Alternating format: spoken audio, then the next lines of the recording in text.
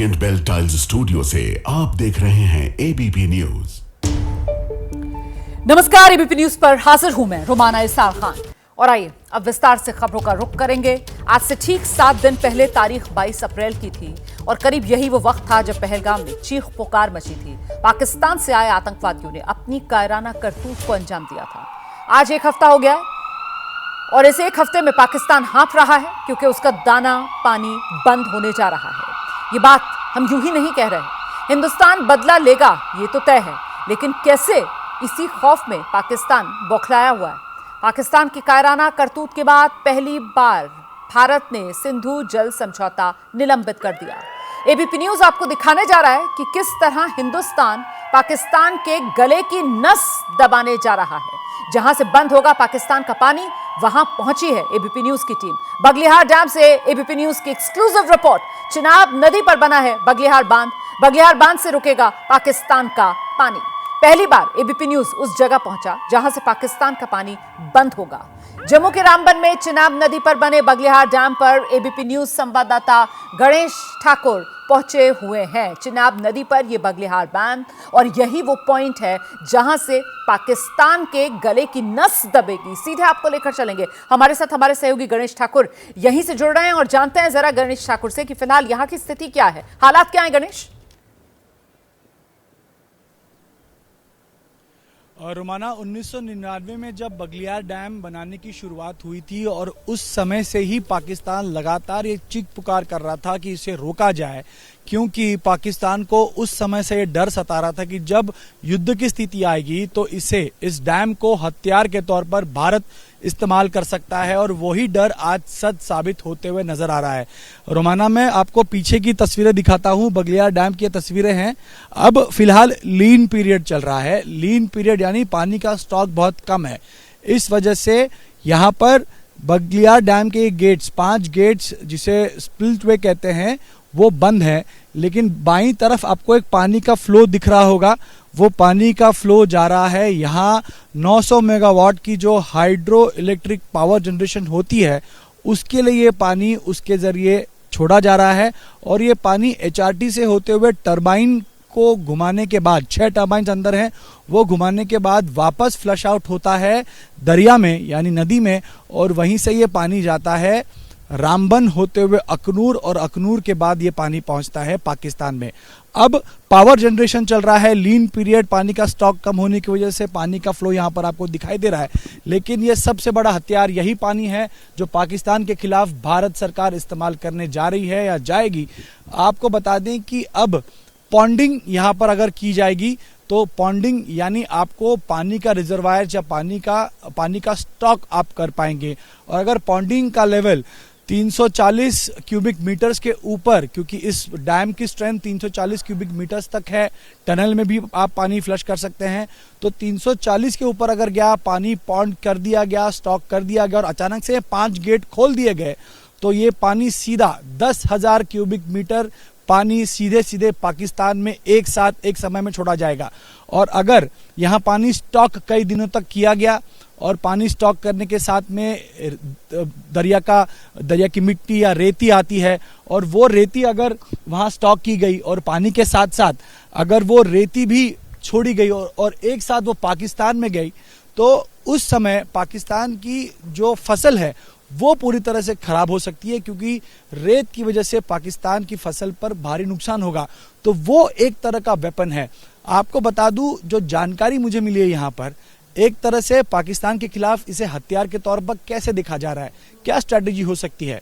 तो फ्लश करने की प्रक्रिया यानी जो पानी छोड़ने की प्रक्रिया है और रिजर्वायर फिल करने की प्रक्रिया यानी जो यहाँ पर पानी स्टॉक करने की प्रक्रिया है, वो अमूमन मॉनसून सीजन में की जाती है। मॉनसून में पानी का स्तर करीब 5,000 क्यूबिक मीटर से ज्यादा यहाँ हो जाता है, तो उस समय के ये गेट्स खोले जाते हैं और पाकिस्तान को पानी छोड़ा जाता है। लेकिन ये सीजन अगर बदला गया, फ्लश और स्टॉक करने का सीजन, और वो ड्राई सीजन यानी जिस सीजन में मैं हूं, हम हैं अभी अक्टूबर से मई तक के सीजन में, यहाँ पर पानी अगर बंद किया गया, इसको पूरी तरह स्टॉक किया गया, रिजर्वायर फिल्स किए गए और इसको अगर छोड़ा नहीं गया, तो इसका सीधा असर पाकिस्तान में होने वाली सोइंग यानी जो बुआई होती है उस सीजन पर होगा जिसका सीधा सीधा असर पाकिस्तान की फसल पर होगा, जिसमें कापूस, गन्ना, दालें ये सारी बर्बाद हो सकती हैं। तो पाकिस्तान के खिलाफ ये सारी चीजें करने के लिए सबसे बड़ा हथियार ये है। और जैसा हम कहते हैं कि किसी भी जंग में वेपन बहुत घातक होता है, लेकिन ये ऐसा वेपन है जिससे पूरे पाकिस्तान पर मार गिरेगी, पाकिस्तान की सरकार पर दबाव आएगा। और इसीलिए पहलगाम हमले के बाद में भारत सरकार ने सबसे पहले सिंधु जल समझौता स्थगित करने का निर्णय लिया, जिसके बाद से ही अब कई सारी चीजें होंगी। अब पानी अगर हम रोकते हैं, रखते हैं, उसके लिए इंफ्रास्ट्रक्चर डेवलपमेंट की बात हो रही है। मैं तो बताया ये भी जा रहा है, जैसे हमने उस पर आती हूं गणेश, लेकिन अभी तक जो आपने बताया है मुझे लगता है जरा दर्शकों को इसे बेहतर तरीके से और इस रूप में समझाना चाहिए हम लोगों को कि ये जो इंडस रिवर ट्रीटी जो फिलहाल भारत की तरफ से सस्पेंड की गई है, निलंबित की गई है, इससे पानी की मार पाकिस्तान पर पड़ेगी, ये तो हम सब जान रहे हैं। लेकिन जिस बात का जिक्र यहां पर गणेश ठाकुर ने किया, आप समझे, वो पानी की मार जो है वो 3 तरीके से पड़ेगी। और वो कौन से 3 तरीके हैं? प्यासा, पाकिस्तान प्यासा मारा जाएगा, एक तरीका यह है। ज्यादा पानी अगर भारत छोड़ देगा तो फिर पाकिस्तान में बाढ़ का खतरा, दूसरा तरीका यह है। और तीसरा जिसका जिक्र गणेश ठाकुर कर रहे थे कि अगर इन बांध के पानी के साथ साथ डिसिल्टिंग कर दी जाती है भारत की तरफ से, मतलब वो गाद वाला पानी छोड़ दिया जाता है, तो फिर वो पानी जब पाकिस्तान के खेतों में जाएगा तो फिर वहां पर खड़ी हुई फसल खराब, नष्ट। तो ये 3 तरीके की मार जो सिर्फ एक सिंधु जल समझौता निलंबित करके भारत पाकिस्तान पर मार रहा है। इसका मतलब तो सीधे सीधे गणेश ठाकुर ये हो गया कि वो जो पाकिस्तान का डर था वो सही साबित होगा। जी बिल्कुल रोमाना, देखिए पाकिस्तान ने जब इस बगलियार डैम के प्रोजेक्ट के दौरान इस पर आक्षेप या आपत्ति जताई थी, तो उनका यही कहना था कि एक वेपन के तौर पर भारत इस्तेमाल करेगा। और उन्होंने आपत्ति जताई थी कि इस डैम की हाइट ज़्यादा है, टनल में पानी का जो जितना पानी रिजर्वायर होना चाहिए उतना नहीं है। इसके अलावा उन्होंने ये कहा था कि जो गेट्स हैं उन गेट्स को लेकर भी आपत्ति जताई थी। तो पाकिस्तान ये समझ रहा था कि, या पाकिस्तान का आरोप उस समय भी यही था कि इस डैम की वजह से Bharat IWT Indus water treaty के जरिए जो पानी का फ्लो पाकिस्तान की तरफ आना चाहिए उसको डाइवर्ट करेगा। इस डैम को बनाने के बाद भारत इस पानी को अपने पक्ष में या पाकिस्तान के खिलाफ एक अलग फ्लो देकर इस्तेमाल कर सकता है। इसी वजह से यहाँ जो मेरे बाईं तरफ अगर आपको दिखाऊं तो ये हाइड्रो पावर प्रोजेक्ट जहाँ चलता है, 900 मेगावाट बिजली यहाँ बनती है, इसका विरोध किया था कि ये पानी या डैम सिर्फ इस पावर प्रोजेक्ट के लिए नहीं, तो पाकिस्तान पर मार करने के लिए बनाया गया है। ये पाकिस्तान उस समय से कह रहा था, लेकिन वर्ल्ड बैंक की मध्यस्थी की वजह से वर्ल्ड बैंक ने एक इंडिपेंडेंट बॉडी नियुक्त की, उन्होंने भारत के पक्ष में फैसला दिया और उस समय डैम की हाइट, टनल का पानी का स्टॉक बढ़ाने के कुछ फैसले दिए थे। लेकिन पाकिस्तान बार बार ये कह रहा था कि बगलियार डैम ये वो जगह है जहां से पानी का कंट्रोल, एक्सेस कंट्रोल भारत करना चाहती है, जिसका सीधा सीधा नुकसान या उसकी हानि पाकिस्तान को होगी। और वो डर पाकिस्तान को 1999 से सता रहा है, इसीलिए बगलियार डैम का मामला वर्ल्ड बैंक तक गया था और अब वही हो रहा है। पाकिस्तान पर मार करने के लिए जो एक्सेस कंट्रोल भारत के पास है वो एक बहुत बड़ा वेपन है और ये वेपन भारत जरूर इस्तेमाल करेगा। इसी वजह से सिंधु समझौता, जल समझौता स्थगित किया गया और यहाँ पर अभी लीन पीरियड चल रहा है, हमें पावर जनरेशन करनी है तो पानी छोड़ा जा रहा है। लेकिन जैसे मैं बता रहा था कि अगर ड्राई सीजन में फ्लश और रिफिल करने का प्रक्रिया अगर शुरू होती है मॉनसून के बजाय, तो सीधा सीधा असर पाकिस्तान पे होगा, वहां बाढ़ भी आ सकती है, वहां की फसल भी खराब हो सकती है। तो यही रणनीति भारत सरकार की है। इसके अलावा पानी का स्तर जब भी बढ़ेगा, अगर हम पानी रोकते हैं तो उसके लिए हमें एक फ्लो देने की बहुत जरूरत है, क्योंकि हमें उस तरह के रिजर्वायर्स बनाने पड़ेंगे पानी स्टॉक करने के लिए। तो भारत सरकार अलग अलग डैम्स, बैराज बनाने की नीति पर पहुंच रहा है या निर्णय पर पहुंच रहा है, जिसको तुरंत इंप्लीमेंट में लाया जाएगा और जितनी जल्दी हो सके उससे पहले उतनी जल्दी ये सारी प्रक्रिया तो डैम बनाने का मतलब ये कहा जाएगा ना गणेश ठाकुर कि वो जो कुछ हिस्सों से आवाजें उठ रही थी कि साहब ये सिंधु जल समझौता जो है अगर इसको सस्पेंड भी किया जा रहा है तो फिर देखिए फिलहाल तो हाल में तो पाकिस्तान पर कोई असर नहीं पड़ेगा, इसके लिए तो अभी बहुत समय लगेगा असर करने में, लेकिन ये तो बिल्कुल एक ऐसा मारक हथियार है जो फौरन अमल में लाया जाएगा और इसका असर इसी वजह से पाकिस्तान की बिलबिलाहट। गणेश बिल्कुल रोमाना, मैं ना कुछ एक्सपर्ट से बात कर रहा था जिन्होंने यहाँ भी काम किया है या हाइड्रो पावर प्रोजेक्ट्स पर वो काम करते हैं, डैम्स के एक्सपर्ट हैं। उनका कहना ये है कि भाई साहब ये नहीं कह सकते कि पाकिस्तान पर इसका सीधा असर होगा नहीं, अब भी हो सकता है। जैसे मैं पॉन्डिंग, ये एक टेक्निकल टर्म का इस्तेमाल कर रहा हूँ। पॉन्डिंग यानी आप वाटर स्टॉक को रिजर्व रखते हैं।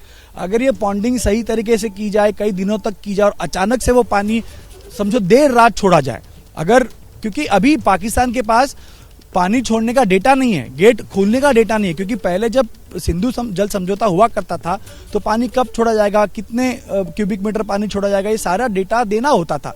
लेकिन अब वो नहीं है। भारत कभी भी पानी का स्टॉक बढ़ाकर तुरंत पानी के गेट्स खोल सकता है, डैम्स के गेट खोल सकता है और पानी 10,000 क्यूबिक मीटर से ज्यादा पाकिस्तान में छोड़ सकता है। तो अब पाकिस्तान को भगवान भरोसे ही रहना है, क्योंकि अब भारत किस तरह के फैसले लेगा इन डैम रिजर्वायर्स के जरिए, कब पानी छोड़ेगा, कब पानी स्टॉक करेगा, रोकेगा, ये कुछ पता नहीं। तो यही बात पाकिस्तान के लिए बहुत नुकसान की है और यही बात वो लगातार, इसीलिए वो जो उनका गुस्सा दिख रहा है या जो उनकी एक तरह से फ्रस्ट्रेशन दिख रही है, वो यही है कि पाकिस्तान पर के तरफ जाने वाला पानी, जिस पर बहुत कुछ उस देश का निर्भर करता है, वो भारत अब रोक लेगा। उस पर उनकी पूरी हुकूमत होगी और उसके साथ क्या करना है, पाकिस्तान में पानी कब छोड़ना है, कितना छोड़ना है, नहीं छोड़ना है, ये सारी स्थिति अब भारत के हाथ में है और वो अनप्रिपेयर्ड रहेंगे। इस वजह से इसको लेकर जो शोर मच रहा है वो उसका बड़ा कारण यही है। बहुत शुक्रिया गणेश ठाकुर। इस तमाम जानकारी के लिए विस्तार से हमारे सहयोगी गणेश ठाकुर बता रहे थे कि भारत की तरफ से ये जो सिंधु जल समझौता है इसको सस्पेंड किया गया है, इस वाटर स्ट्राइक के मायने क्या हैं और कैसे इसका पाकिस्तान पर असर अब पड़ने वाला है। भारत की वाटर स्ट्राइक का असर पाकिस्तान में दिखाई देना शुरू हो गया है। सिंधु जल संधि के टूटने के बाद पाकिस्तान ने जो मंगला डैम है वहां पानी का स्टोरेज करना शुरू कर दिया है, लेकिन अब स्टोरेज का असर ये हो रहा है कि पाकिस्तान के सिंध में दूसरे की नहरों में पानी की सप्लाई कम हो गई है। इससे सिंध में पानी की किल्लत के चलते लोग पाकिस्तान सरकार के खिलाफ सड़कों पर उतर आए हैं। जमकर विरोध जताया जा रहा है। सिंध के लोगों की नाराजगी इस वजह से है कि सिंधु नदी का पानी पंजाब प्रांत के लिए बनाई गई नहरों में डाइवर्ट कर दिया गया है। आपको बता दें, पीओके के मीरपुर में यह मंगला डैम है जिससे पाकिस्तान के एक बड़े हिस्से में पानी की सप्लाई होती है। इस डैम को बनाने में चीन ने पाकिस्तान की मदद की थी।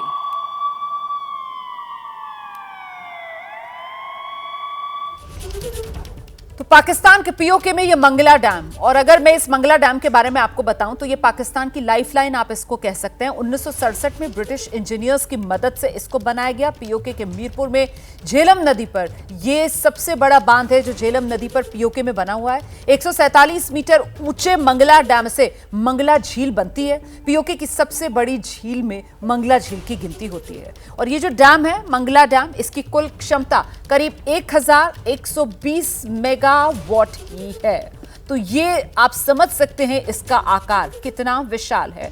इस बीच सीधे आपको लेकर चलेंगे, हमारे साथ हमारे सहयोगी नीरज राजपूत इस वक्त मौजूद हैं और जरा नीरज से ही जानते हैं। नीरज, वाटर स्ट्राइक का असर पाकिस्तान में दिखना शुरू? बिल्कुल रोमाना, बिल्कुल ठीक कहा आपने। ये जो मंगला डैम है दरअसल ये बना ही, जैसे आपने बताया, 60 के दशक में बना था।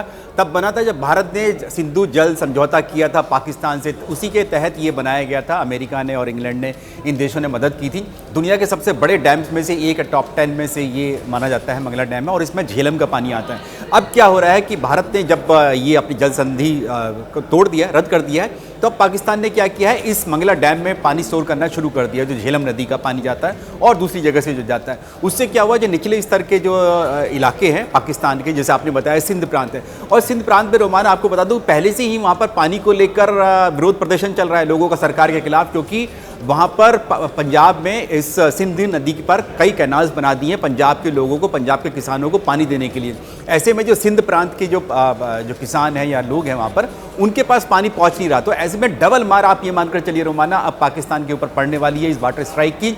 और एक और बात मैं आपको इसमें ऐड कर देता हूं कि ये मीरपुर डैम वही है जहां पर 1971 में भारतीय वायुसेना ने एयर स्ट्राइक की थी पाकिस्तान के ऊपर। उस समय पाकिस्तान बिलबिला गया था कि आखिरकार कैसे आप जल संधि का रद्द कर सकते हैं, आप इसका उल्लंघन कैसे कर सकते हैं। तो आप मानकर चलिए पाकिस्तान पर बहुत बड़ी मार अब ये पानी की वाटर स्ट्राइक की पड़ने वाली है और आने वाले समय में और भी बड़ी स्ट्राइक हो सकती है पाकिस्तान के खिलाफ इसी तरह से। बिल्कुल नीरज, यहाँ पर मुझे लगता है गौर करने वाली बात यह भी है कि अभी तो सिर्फ और सिर्फ भारत अदालत ने फैसला ही लिया है कि हम जो सिंधु जल समझौता है उसको सस्पेंड कर रहे हैं। लेकिन अभी पाकिस्तान में इतना खौफ, इतना डर, अभी से उसने पानी स्टोर करना शुरू कर दिया है इस मंगला डैम के अंदर, जिसकी वजह से वो सिंध प्रांत तक जहां से यहां का पानी सप्लाई होता था वहां पर आप बता रहे हैं कैसे अब पानी की किल्लत शुरू हो गई है कि लोग सड़कों पर उतर रहे हैं। तो मतलब अभी तो एक तरीके से पूरी तरीके से एक्शन मोड में भारत आया भी नहीं है और अभी पाकिस्तान का यह हाल है। जब एक्चुअली हम एक्शन लेंगे उस वक्त पाकिस्तान में क्या स्थिति और क्या हाय तौबा मचेगी उसका अंदाजा लगाना मुश्किल नहीं है। नीरज,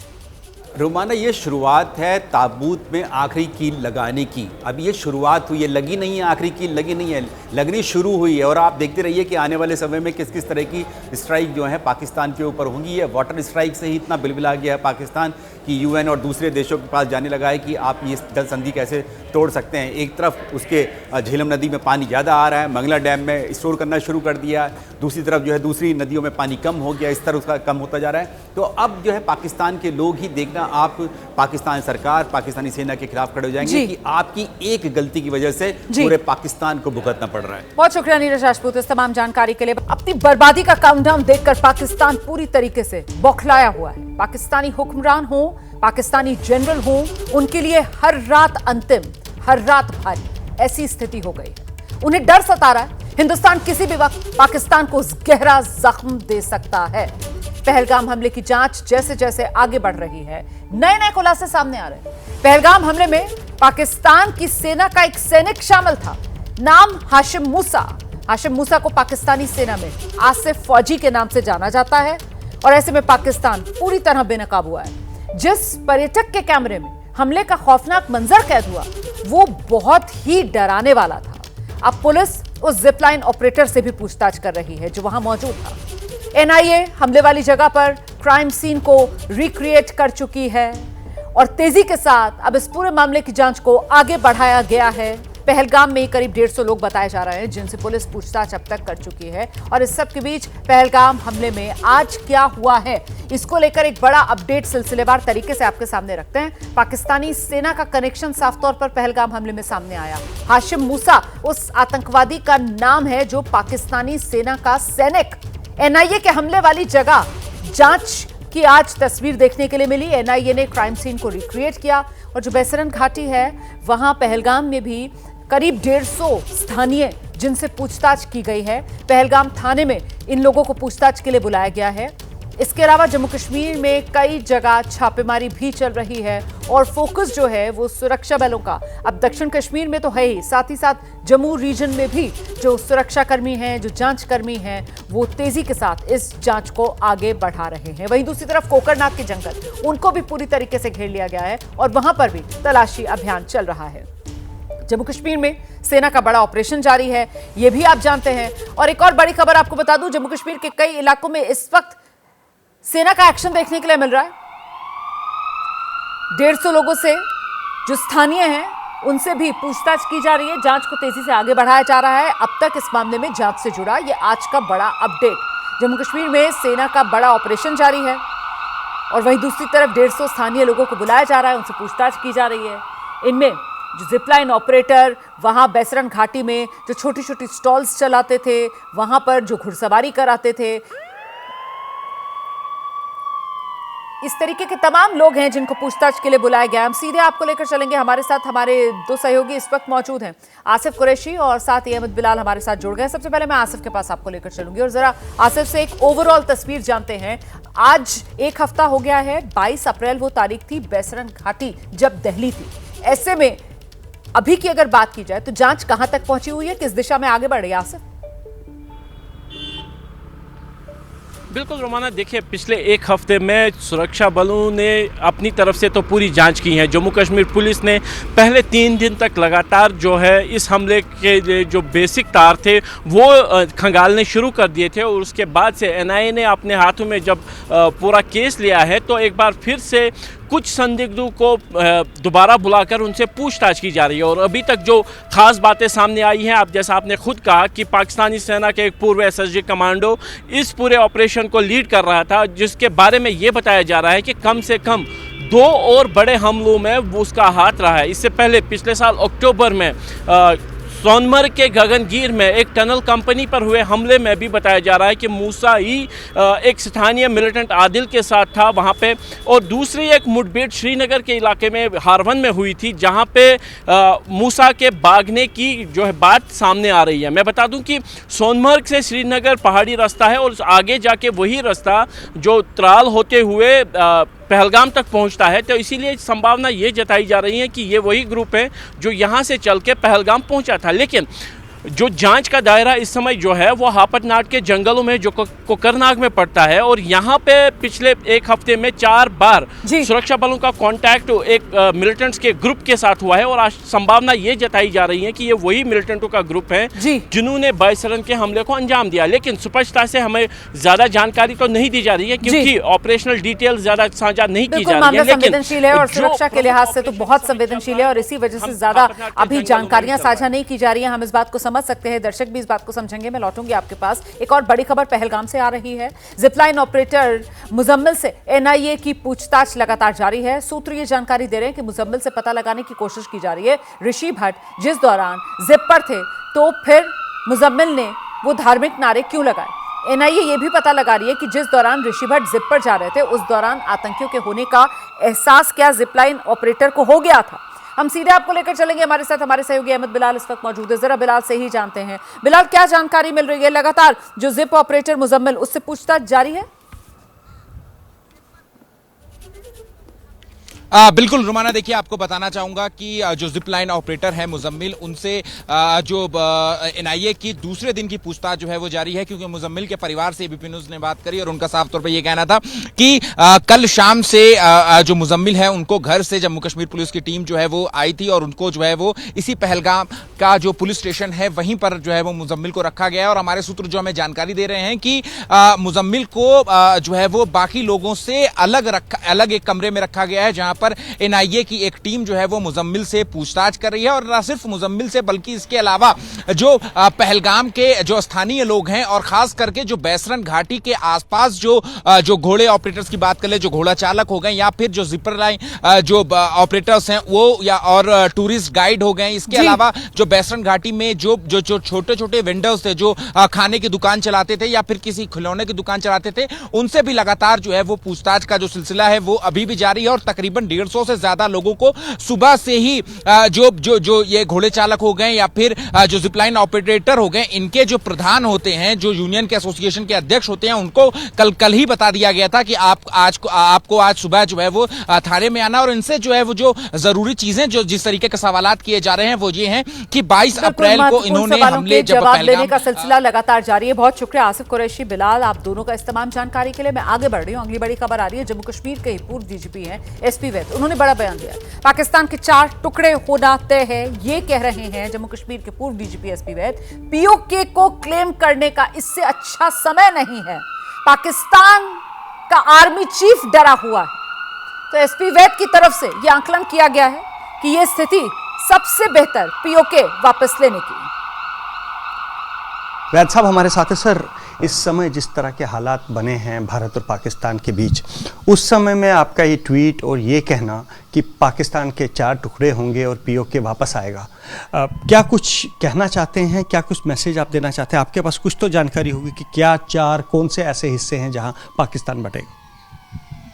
देखिए, जहाँ तक पीओके का सवाल है, हमारी पार्लियामेंट की रेजोल्यूशन है, आप जानते हैं, और आपने पिछले कुछ अरसे से देखा होगा पीओके में जिस तरह की अनईजीनेस चल रही है, वहाँ प्रोटेस्ट चल रहे हैं, वहाँ लोग आज़ादी चाहते हैं पाकिस्तान से की फ़ौज से, जिस तरह की वो ज्यादतियाँ करते हैं। वहाँ कोई अगर पाकिस्तान फ़ौज के ख़िलाफ़ बोलता है वो बंदा ही गायब हो जाता है।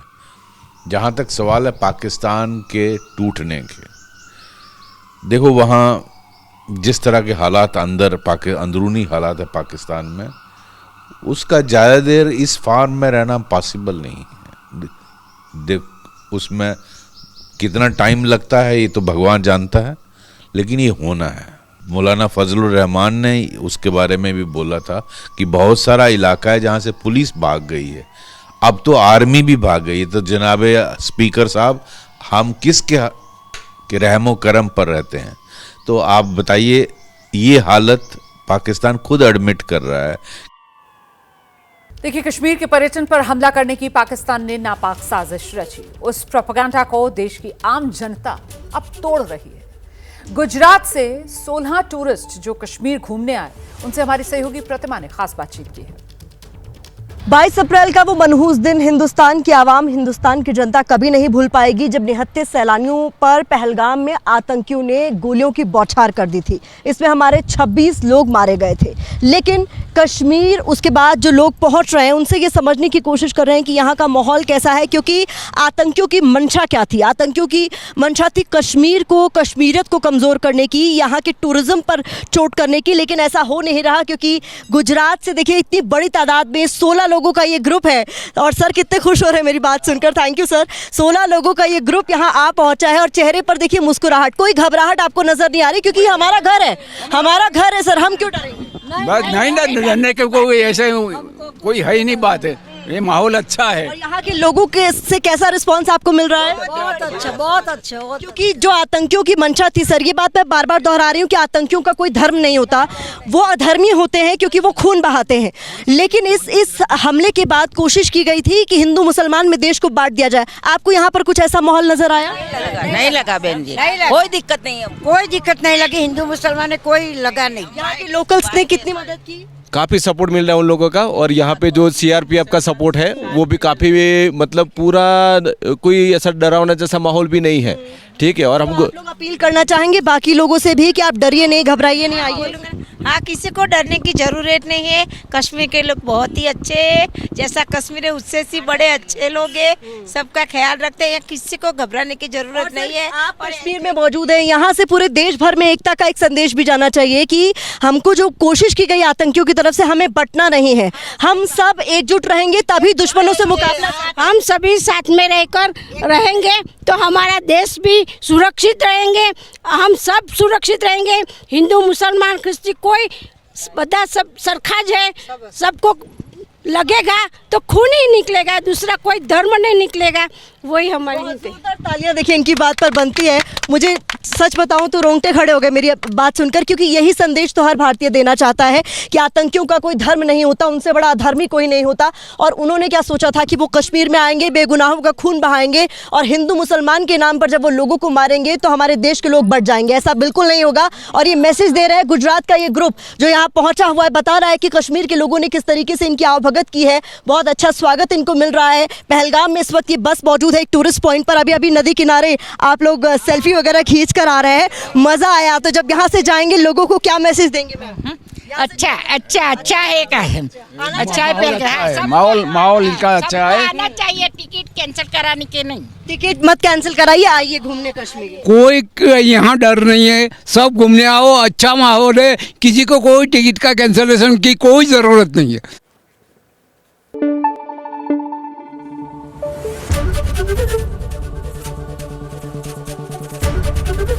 एबीपी न्यूज आपको रखे आगे।